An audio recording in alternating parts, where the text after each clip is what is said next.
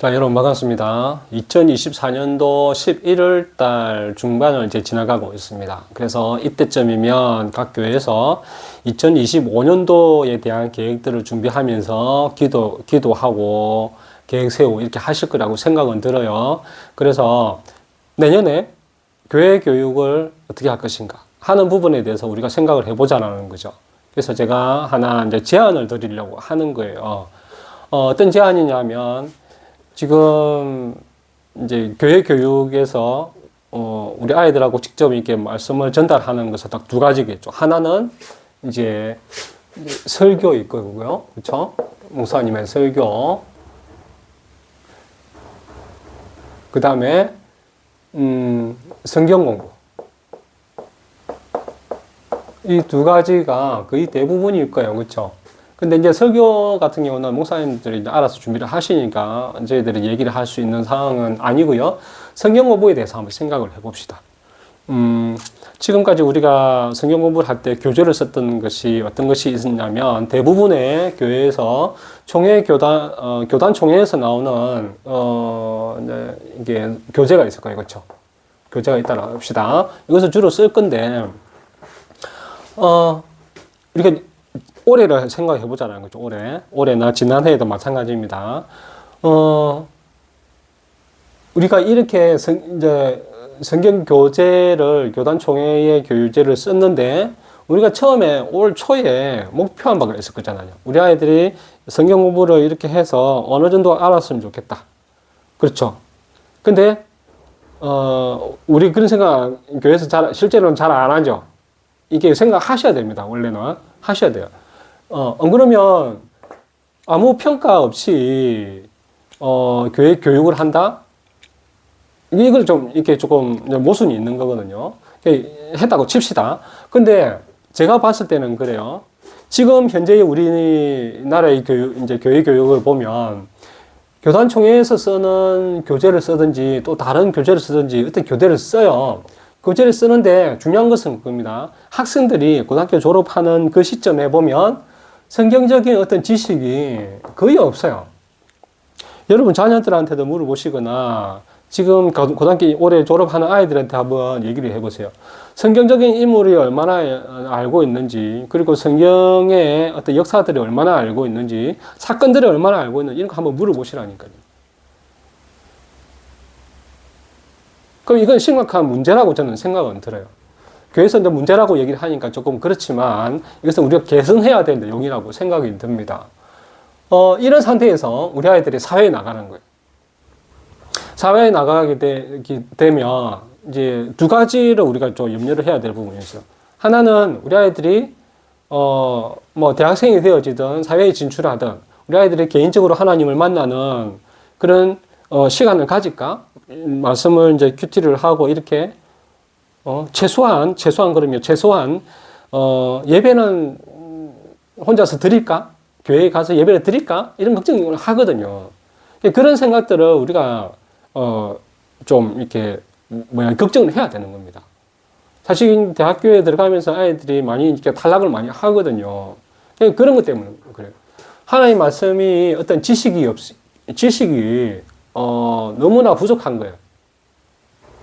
자, 지식이 왜 중요하면 이 지식은 어떤 사고를 확장을 하거든, 확장. 이 지식을 토대로 해서 우리가 여러 가지 생각들을, 이 지식을 기본으로 해서, 토대로 해서 여러 가지 생각들이 이제 확장이 되어지는군요. 우리가 그것을 뭐라고 하냐면 가치관이라고 합니다. 여러분, 성경적인 가치관이라 많이 들어보셨죠? 여기서 나오는 가치관이라고 합니다.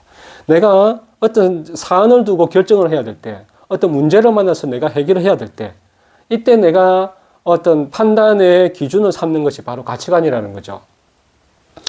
그러면 우리 아이들은 성경적인 기준에 의해서 어떤 성경적인 가치관에 의해서 우리가 판단을 해야 되는데도 불구하고 성경적인 지식이 부족하기 때문에 세상 사람들과 똑같이 판단을 할 수밖에 없다라는 거예요. 그렇죠? 그러면 지금 그런 아이들을 우리가 또 만들어낼 것이냐? 그렇지 않죠. 바꿔야 되는 거죠. 그 바꿀 수 있는 게 뭘까? 하나님의 성경 지식을 우리 아이들에게 많이 심어주는 게 중요한 거입니다. 그걸 많이 심어주기 위해서는 어떻게 해야 되느냐. 지금까지 우리가 교육을 했을 때 결과가 이렇다면 이 방법을 바꿔야 되겠죠. 그렇죠? 어떻게 바꾸느냐 하는 것이 이제 제가 말씀을 드리고 싶은 거예요. 자, 우리가 하나님 말씀을 어떤 거냐면 저는 하나님의 흔적이라고 생각이 들고 조금 더 교과적으로 얘기를 하면은 역사라고 생각이 듭니다. 역사라고 생각은 들어요. 그래서 우리가 성경 공부 시간이나 어떤 따로 시간을 내서라도 하나님의 말씀에 대한 성경에 대한 역사들을 가르쳐야 된다고 생각은 들어요. 자, 우리 학교에서는 봅시다. 이 역사를 우리는 왜 배울 거예요? 역사는 학교에서는 역사를 왜 배우게 할까요?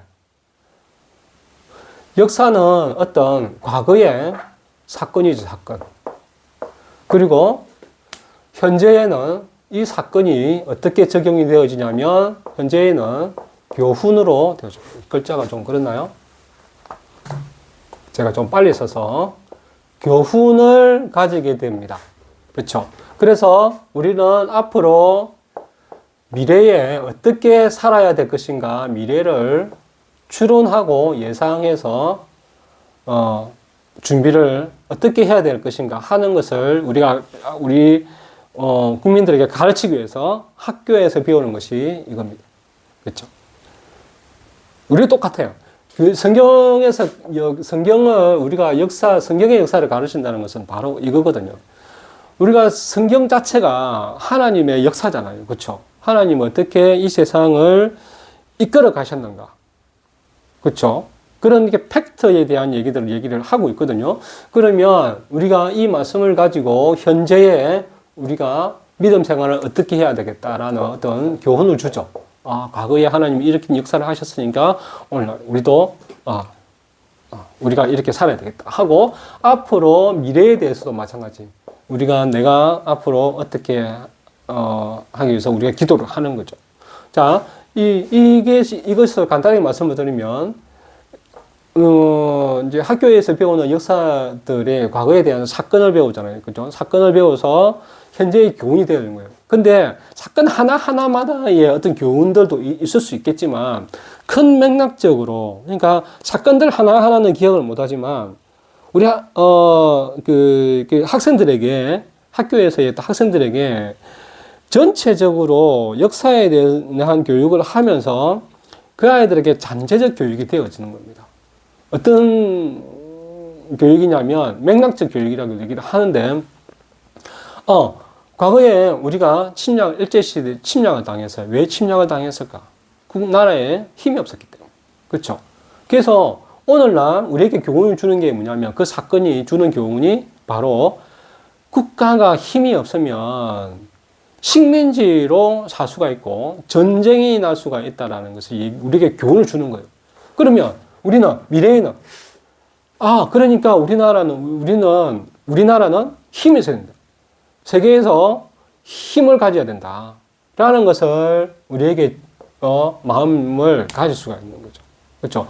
역사도, 이 성경도 마찬가지거든요. 과거에 어떤 하나님께서 역사하셨던 그 사건들을 우리가 보고, 그건 팩트잖아요. 그렇죠? 있었던 일로 통해가지고 우리가 오늘날, 하나님이 그렇게 역사하셨기 때문에 하나님 나와 함께 하시는구나.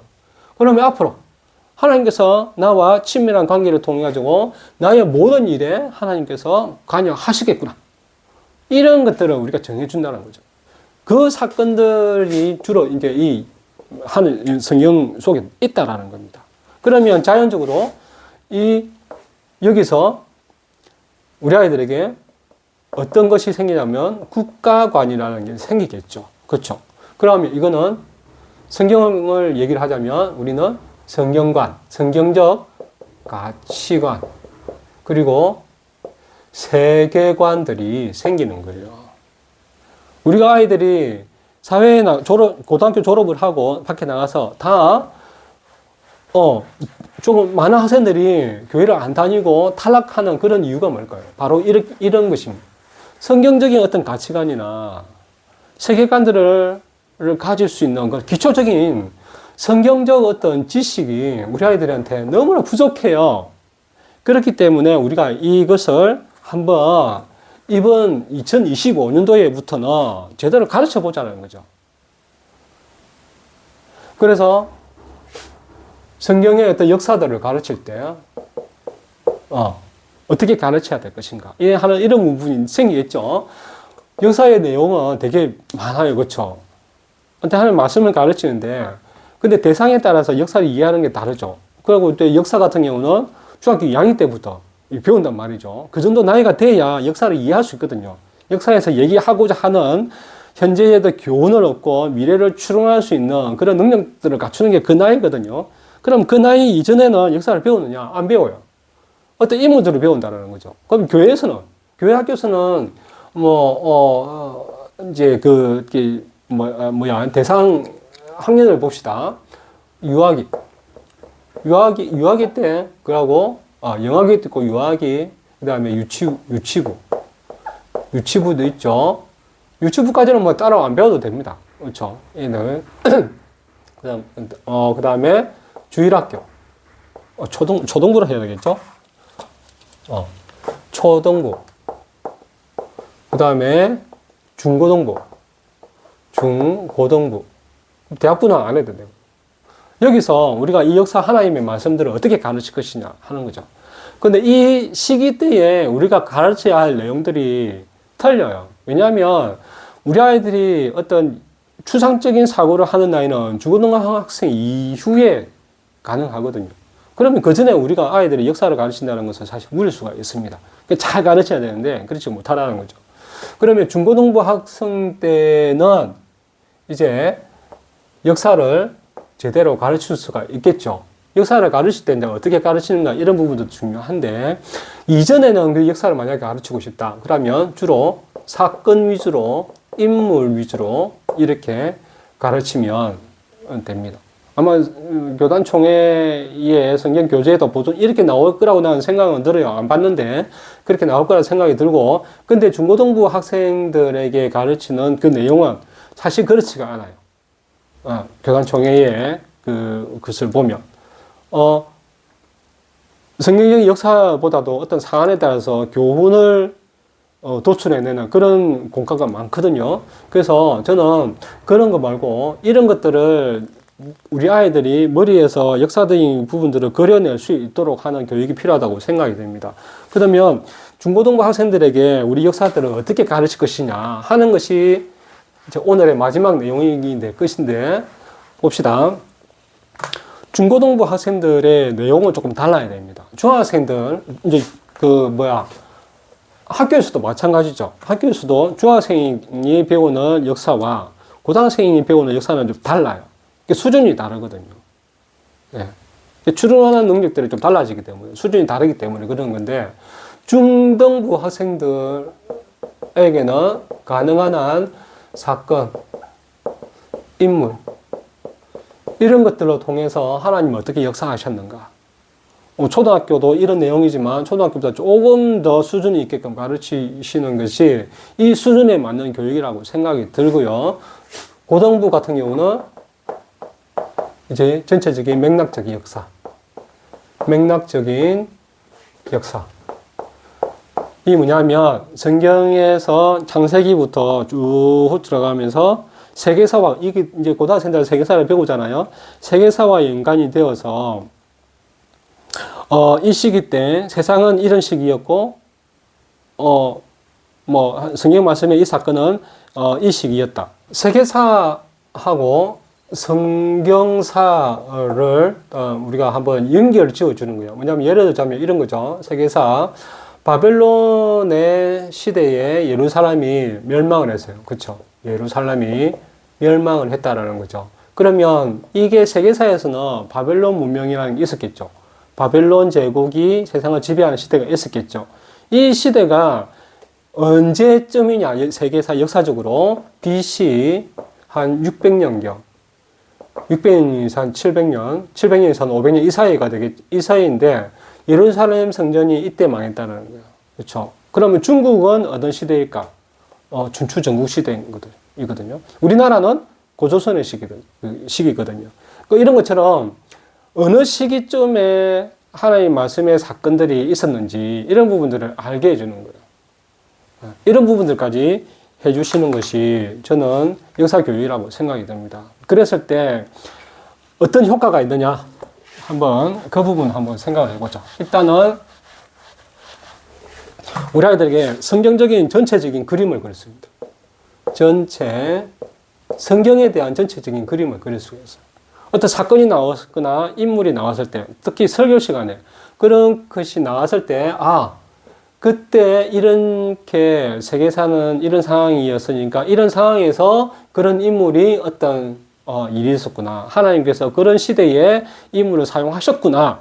라는 것이 가능하죠. 이해가 가능하다는 거죠. 그렇죠? 자, 두 번째는 이것이 좀 중요하다고 생각이 됩니다. 두 번째는 어떤 성경의 지식이 생각의 어떤 사고의 틀을 만든다고 생각은 들어요. 자, 이게 언제 만들어지냐면, 우리 아이들이 이제 고등학교를 마치고 대학을 가거나 사회에 진출하게 되면, 이제 집을 떠나서 혼자 사는 애들도 많이 있잖아요. 그 아이들이 이제 하나님의 말씀을 두고 큐티를 하고 이렇게 하면 얼마나 좋겠습니까? 그렇죠? 근데 대부분 그렇게 안 하죠. 교회에서 잘 자랐던 아이들도 잘 그렇게 하지 못하는 경우가 많이 있거든요. 그러한 환경적인 어떤 자유하면서도 우리 아이들이 하나님의 말씀을 떠나지 않고 어떤 성경적인 가치관을 가지고 세상을 판단하고 결정을 하고 할 수 있는 그런 눈들을 가지는 것이 바로 사고의 틀입니다. 처음에 제가 말씀드린 것처럼 사고가 확장이 되어지는 것을 우리가 가치관이라고 그랬죠. 성경적인 세계관이라고 그랬죠. 이것이 분명하게 설 수가 있다는 거예요. 그렇게 되면 우리 아이들이 혼자서 신앙생활을 할 때도 신앙생활을 유지가 할 수 있는 확률이 높아진다고 생각은 들어요. 왜냐하면 하나님 말씀의 역사가 우리 아이들의 삶에서의 어떤 맥락적인 차원에서 봤을 때 하나님께서 늘 인도하신다라는 그런 가치를 가질 수가 있겠죠. 그리고 어떤 하나님께서 세상의 모든 일들을 하나님께서 다 관여하시는구나 하는 어떤 세계관들도 가질 수가 있거든요. 그렇기 때문에 역사를 가르치면서 우리 아이들의 생각들의 기초가 될 수가 있다는 거예요. 그렇죠. 또 하나는 성경적인 어떤 지식. 지식은 바로 이렇게 사고의 틀을 만든다고 그랬죠. 성경 지식이 많으면 많을수록 우리 아이들의 생각이 어떻게 된다? 확장이 되어집니다. 판단의 기준도 될 수 있고요. 우리가 이 말씀에 대해서 조금 더 깊이 있게 고민할 수 있는 그런 아이들로 자랄 수가 있다는 겁니다. 그래서 이러한 결과들이 있는데 실제로는 그러면 우리가 이 역사들을 어떻게 가르쳐야 될까 하는 것이죠. 성경 공부 시간은 10분에서 15분 밖에 안 되잖아요. 그렇죠? 그래서 제가 추천하고 싶은 것은 뭐냐면 한 달에 한 번 정도는 이거를 뭐라고 해야 될까요? 특별히 준비해서 특강을 준비를 하셨습니다. 특강으로 가져갔으면 좋겠다는 생각이 듭니다. 한 달에 한 번씩. 그러면 뭐 52주에서 뭐 이렇게 또 빼고 하면 한 40주, 12분이구나.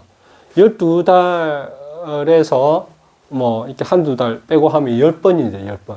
10번에서 특강을 하게 되면 또 수련회가 있잖아요. 여름 방학 때가 더 많이 또 할 수가 있으니까.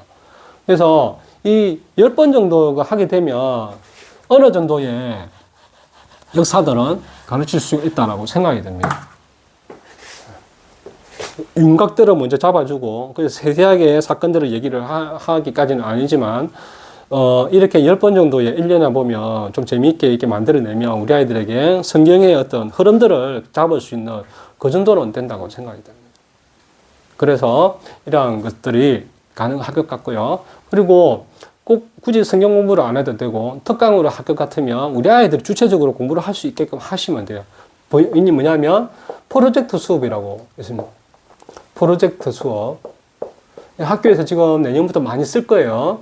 이 프로젝트 수업은 어떤 주제를 두고 우리 아이들이 이제 이렇게 그룹별로 이렇게 만들어주고 그 그룹에서 그 주제에 대한 것들을 탐구해서 발표하게 하는 거죠. 주로 그런 거예요. 이게 프로젝트 수업에 대해서는 제가 다음에 또 한 말씀을 드리겠습니다. 그렇게 해서 우리 아이들이 직접 찾아보고 흐름들을 잡아가는 그런 것을 하셔도 좋아요. 네. 특히 수련회 때, 시간이 충분할 때 이렇게 하시면 괜찮을 것 같다는 생각이 듭니다. 그래서 오늘은 제가 말씀을 드렸던 것에 하나님의 말씀, 특히 성경